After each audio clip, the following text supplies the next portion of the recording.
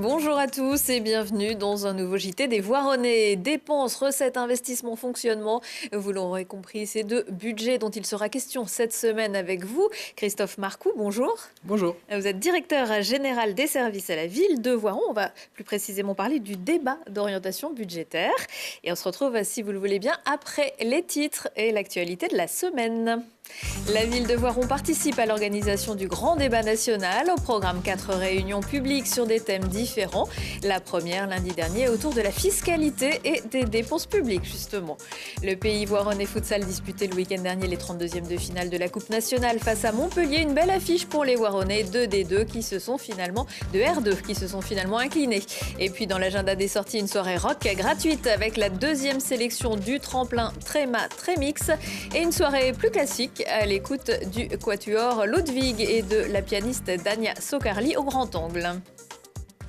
Vous aussi participez au grand débat. Jusqu'au 15 mars, élus, associations ou groupes de citoyens répondent à l'appel du président de la République et organisent des réunions publiques. 4 grands thèmes ont été retenus: la transition écologique, la fiscalité, l'organisation de l'État et des collectivités et le débat démocratique et la citoyenneté. Lundi soir à la salle Marcel Boudias de Voiron, il était question de fiscalité. Lina Badreddine s'est glissée dans la salle. Notre pouvoir d'achat baisse de plus en plus, nos retraites n'augmentent pas. La fiscalité et les dépenses publiques au centre des attentions du premier grand débat national de Voiron. Librement, ils ont pu un à un prendre la parole, faire savoir leur mécontentement, leurs propositions et leurs incompréhensions. Ça me fait un total de 100 €, un peu plus de 100 € de CSG et de RDS. Je trouve pas ça normal. Il y a quand même beaucoup d'interrogations actuellement et donc il est intéressant d'échanger et de participer à ce grand débat.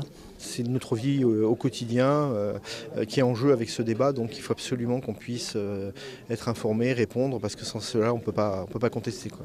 Qu'ils remettent la taxe d'habitation et qu'ils enlèvent la CSG et la RDS pour tous. Parce que quand on voit ce qu'ils prennent pour les retraités, ils ont travaillé toute leur vie, hein. Quand on voit ce qu'ils leur enlèvent, c'est pas normal. On peut pas construire. La CSG, le pouvoir d'achat et l'impôt sur le revenu étaient les thèmes phares de ce grand débat. Mais on a également parlé écologie et avantages de la protection sociale en France. Quand je vais à l'hôpital, je peux rentrer et sortir de l'hôpital, ça me coûte rien. L'impôt sur la fortune a lui aussi refait surface. Les interventions que nous avons eues ont été globalement positives, avec des suggestions qui avaient du sens. Il y a du bon sens, quoi. Il n'y avait pas que du yak à faucon. Alors peut-être qu'il faudrait travailler un peu plus la question des dépenses publiques globalement, mais vraiment je trouve que c'est rassurant de voir les différentes interventions et la grande richesse des interventions. Dans cette réunion, une majorité de retraités, pour étayer leurs réflexions, ils avaient à leur disposition le tableau des dépenses publiques en France. J'ai été frappé par l'engouement des prises de parole qui témoignaient beaucoup de passion chez ceux qui étaient là pour passer leur message. Donc ça, c'est très favorable, c'est très positif. Maintenant, reste à savoir si ça aura une résonance dans la manière dont le gouvernement infléchira sa politique. Les prochaines semaines nous le diront. Le débat était filmé dans son intégralité pour être ensuite retransmis au gouvernement. La liste des débats près de chez vous à retrouver sur le site granddébat.fr. Des cahiers citoyens sont également ouverts dans les mairies jusqu'au 22 février. Du foot dans une salle, c'est du futsal. Pour le compte des 32e de finale de la Coupe nationale, le Pays Voironnais Futsal en Régional 2 recevait samedi au gymnase La Faille le club de Montpellier qui évolue en Division 2 avec plusieurs internationaux. Le PVF s'inclinait logiquement, 5-0. Une belle affiche quand même pour un sport de moins en moins confidentiel. Mathias Araez. Avec 180 000 inscrits en 2018 via l'Union nationale des sports scolaires, le futsal est probablement la discipline numéro 1 pratiquée à l'école. Cette variante du foot à 11 sans crampons et dans les gymnases a trouvé dans l'éducation nationale un terreau fertile. C'était un sport qui était très apprécié, on va dire même au niveau de l'éducation nationale, parce que c'est un sport qui nécessite beaucoup de concentration et qui est très ludique. Donc ça plaît beaucoup, ça a plu notamment au développement chez les jeunes, dans les MJC et dans les écoles et dans les collèges. Un temps développé dans les MJC par l'UFOLEP, le futsal a longtemps traîné l'image de sport de quartier. Récupéré par la Fédération française de football et porté par des clubs vers le semi-professionnalisme, ce sport rejette aujourd'hui cette idée reçue et met en avant la carte du beau jeu. C'est un sport qui plaît spectaculairement, c'est technique, ça va vite. On touche 2 fois plus de ballons qu'au foot à 11. Sur un match de 25 minutes, on est quasiment au double de toucher le ballon comparé au foot à 11. Il y a des statistiques qui existent, qui le prouvent. Et derrière, c'est un sport qui est très très tactique.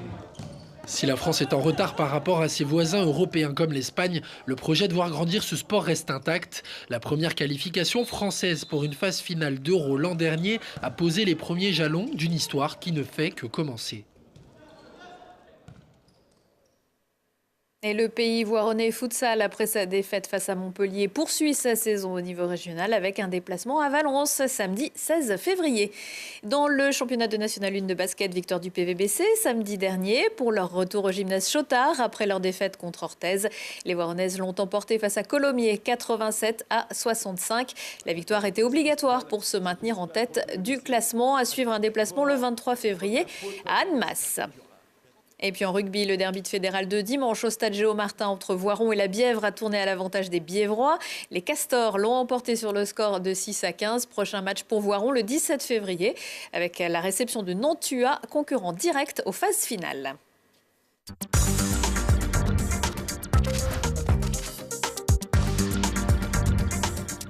Début février, le conseil municipal de Voiron se réunissait pour débattre des orientations budgétaires de la commune.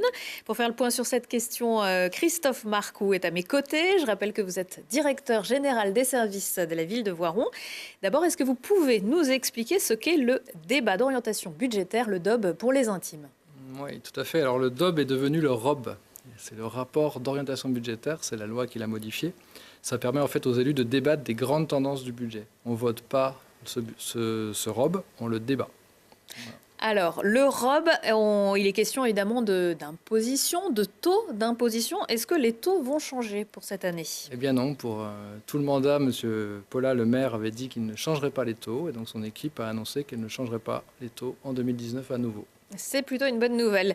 Est-ce que le taux d'endettement, on en est où de ce côté-là? Alors le taux d'endettement à Voiron, il est proportionnellement plus faible que sur la moyenne nationale. On est environ endetté à moitié de notre strate démographique et il sera à peu près maintenu en 2019 aussi. C'est une stratégie?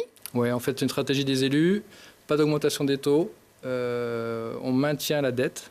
On ne l'augmente pas, on ne la baisse pas, on la maintient. On poursuit les investissements et on maintient les subventions aux associations aussi. Alors, et le financement par l'État, on en est où ces dernières années? C'était en baisse? Alors, ça ne s'arrange pas? Ça s'arrange moyennement, on va dire, puisque l'État a beaucoup pris à une ville comme Voiron. On a perdu 1 700 000 € quand même en 4 ans, ce qui est l'équivalent de 50 postes. C'est comme si j'avais supprimé 50 salariés à la ville de Voiron depuis 2015. Alors, la dotation globale de fonctionnement, qui est une dotation d'État pour toutes les collectivités, est a priori stable. Mais je viens de lire que 20 000 communes en France vont la voir baisser cette année. Donc, vous savez si vous en faites partie? Je ne sais pas si nous en faisons partie. C'est la surprise des prochaines semaines. Voilà. Et puis après, l'État est un peu sournois avec nous parce qu'en fait, les grosses dotations, il ne les baisse pas. Mais des petites dotations, on les perd progressivement. Donc par exemple, de faire transparent, mais en fait, c'est... Non, mais en fait, l'État a des soucis d'équilibre du budget comme nous. Voilà. Et donc, à un moment donné, je pense qu'il cherche de l'argent un petit peu partout. Donc c'est un petit jeu entre je donne suffisamment, mais en même temps je prends certaines choses. Par exemple? Par exemple, on a un fonds départemental de péréquation de taxes professionnelles et on a appris qu'on allait perdre 100 000 €. Donc ce sont les taxes que les entreprises reversent, c'est une taxe? C'est une taxe de péréquation au niveau français, au niveau du territoire national, qui était reversée, qui est reversée. Qui était redistribuée. Perçue par l'État et redistribuée ensuite. Et on perd 100 000 en 2019. Donc c'est ça dont les élus ont débattu notamment lors du rapport d'orientation budgétaire. Ce rapport, donc on perd de l'argent et pourtant il faut bien dépenser aussi. Quelles sont les dépenses prévues pour 2019? On peut commencer peut-être par l'investissement. Oui, alors les élus, ils ont affiché que l'investissement, ce sera environ 8 millions d'euros. Voilà. Il faut savoir qu'on a quand même de grosses subventions de la part de la région et du département, donc ça nous aide beaucoup. Voilà. Je vais vous citer quelques exemples parce que c'est pour les Voironnais c'est important. Parlant, oui. Oui, voilà. On va refaire l'avenue de Pavio. Donc là, ce sera 1 million d'euros. On est en train de terminer la réflexion de l'avenue Marie Curie. Oui, on en avait parlé. On va terminer Serre-Morins aussi. Grande nouvelle, on va essayer de finir rue du Plessis. Voilà. Donc ça, pour les habitants du quartier, je pense que ce sera important. On va moderniser la place Georges Frié, qui est en centre-ville. Il y a de gros travaux pour rénover Millepas dans le secteur de Chartreuse. Alors Millepas, c'est ce grand bâtiment, pour les personnes qui n'habitent pas à Voiron, c'est ce grand bâtiment qui est peu après les bâtiments de Chartreuse, une grande maison bourgeoise blanche. Tout à fait, et qui accueillera un restaurant de la brasserie Chavant, bien connu à Grenoble, et normalement pourrait ouvrir en octobre. Voilà. Et au niveau des bâtiments en investissement, il faut quand même noter qu'on rénove totalement ou très très grandement l'école Jean Moulin. On va ouvrir le 4 mars un nouveau restaurant scolaire au Faton. Et on va moderniser également l'entrée de ville du côté de Coublevis-Voiron, avenue Coffler. Voilà, donc les services techniques de la ville et les élus en charge ont de fortes affaires là. Et puis, une autre dépense, mais c'est une tellement belle dépense, c'est pour faire partir les jeunes enfants musiciens avec le Jules Ferry Brass Band, les faire partir à la Nouvelle-Orléans. C'est vrai, les élus ont annoncé qu'ils le finançaient donc forcément cette année, ils en ont débattu. Le reste à charge pour la commune, ce sera en hauteur de 30 000 €. Il n'empêche qu'au budget, ça pèse autour de 150 000 € environ. Mais il y a des subventions et des aides. Voilà. Mais c'est un superbe projet. C'est un très beau projet soutenu par le Conservatoire de Voiron et Michel Bordonnet, évidemment. Globalement, quelle est la situation financière de la ville ? Alors, la situation financière, elle est correcte, mais fragile. Voilà. On a eu un rapport de Chambre régionale des comptes qui nous dit qu'on a fait des efforts conséquents ces dernières années. La ville de Voiron a été bien gérée, hein, le maire le dit toujours. Et même l'opposition le dit. Donc. Oui, c'est assez consensuel. En revanche, tout le monde s'accorde à dire que c'est très fragile. On n'a pas beaucoup d'autofinancement. On a des dépenses et des recettes qui progressent très faiblement et des dépenses forcément qu'il faut contenir toujours. Et donc l'équilibre 2019, il est particulièrement difficile à trouver. Le budget sera voté quand ? Il sera voté le 27 mars 2019. Et on en reparlera bien sûr sur ce plateau. Merci beaucoup Christophe Marcoux de nous avoir rendu visite.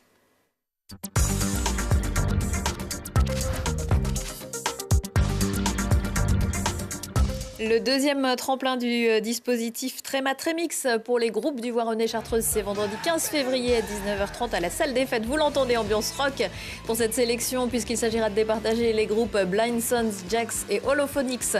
Des formations locales jeunes ou moins jeunes qui viennent de Moiran, Rives, Aprieux, Miribel-les-Échelles ou Saint-Laurent-du-Pont. Venez les encourager, c'est gratuit en levée de rideau, la fanfare électrique du Conservatoire.